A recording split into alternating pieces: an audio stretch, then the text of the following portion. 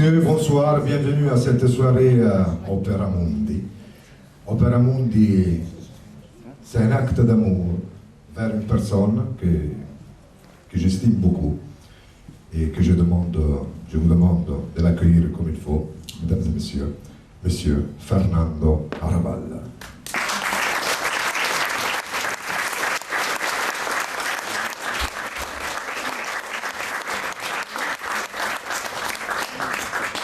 On commence, avant de commencer Opera Mundi, je tenais à avoir quand même un petit mot de ta part sur notre manière de voir la culture intégrée à ce que tu as créé en 62.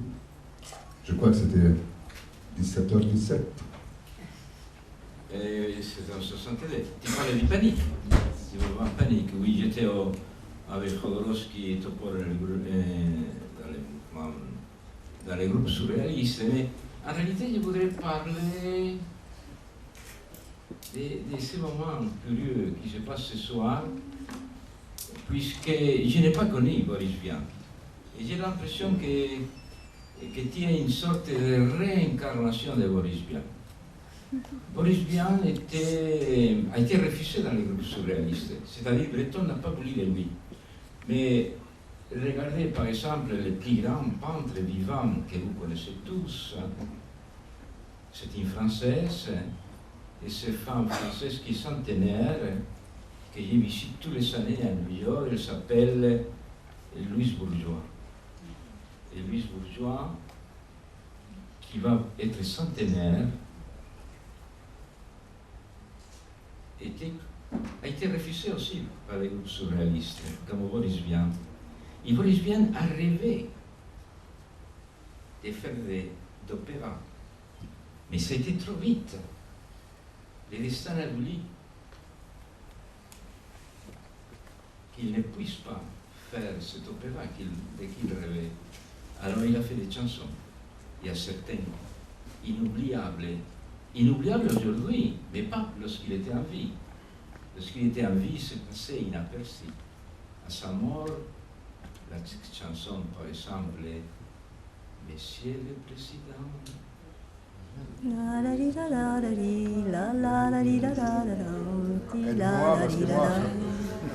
Ariel, la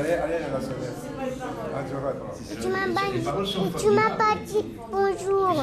Les paroles sont d'une simplicité exemplaire.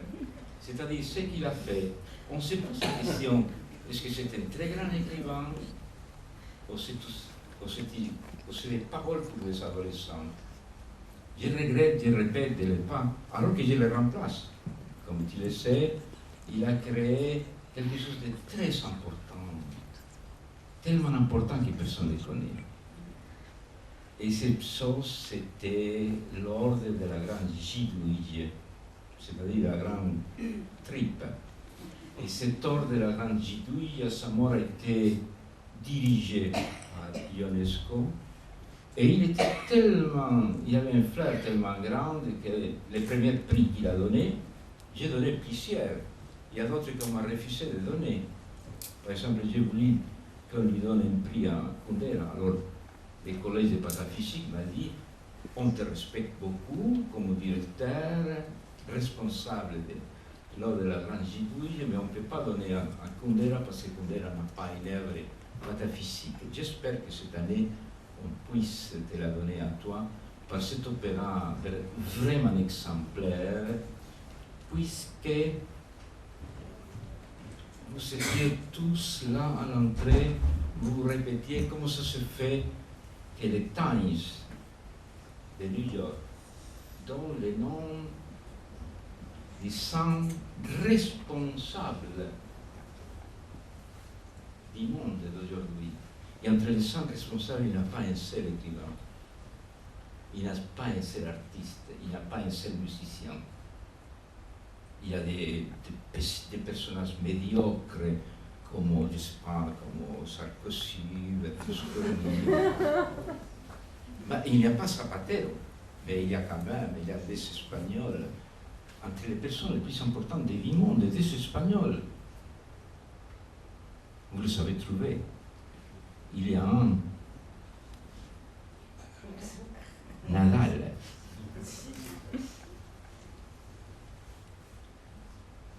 Et là, dans les catacombes, surgit cet spectacle.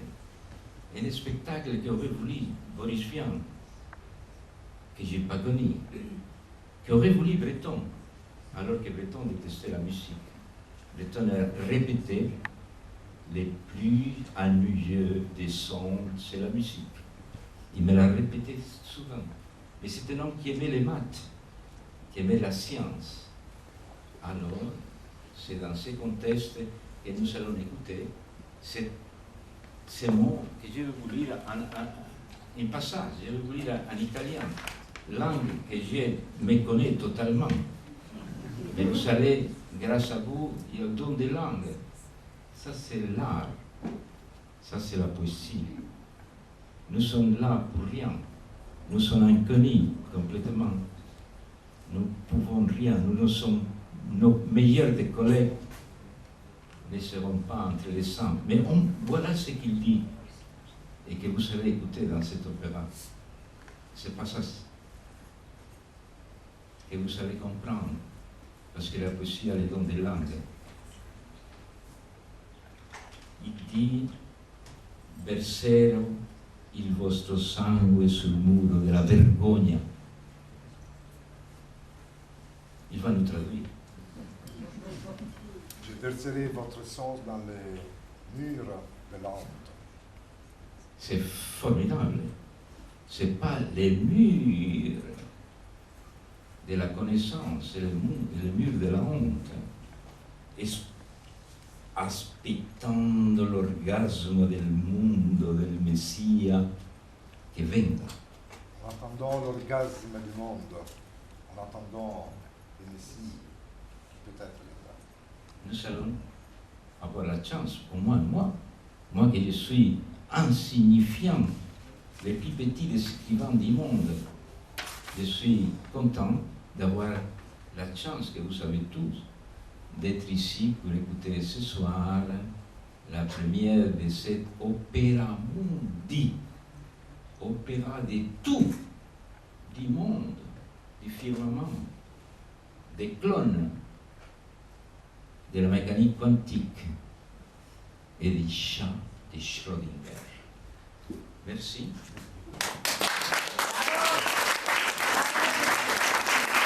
Eh bien, nous allons appeler Savino, Zappa, conduttore di Rai 1. Alors je m'excuse parce que tous les textes, come disait justement Fernando, grazie già di essere venuto, di appoggiare Opera Mundi, di ton soutien à Opera Mundi. Savino Zappa qui est le conducteur de Rai 1 qui va expliquer, lire des textes en italien. Alors bien sûr, pour le public, on a utilisé les nouvelles technologies, et les nouvelles technologies, d'ailleurs, Norapolis, c'est le festival des nouvelles technologies et du spectacle vivant. Et nous sommes très contents ce soir pour voir que vous êtes venus nous écouter. J'espère vraiment que ça va vous plaire.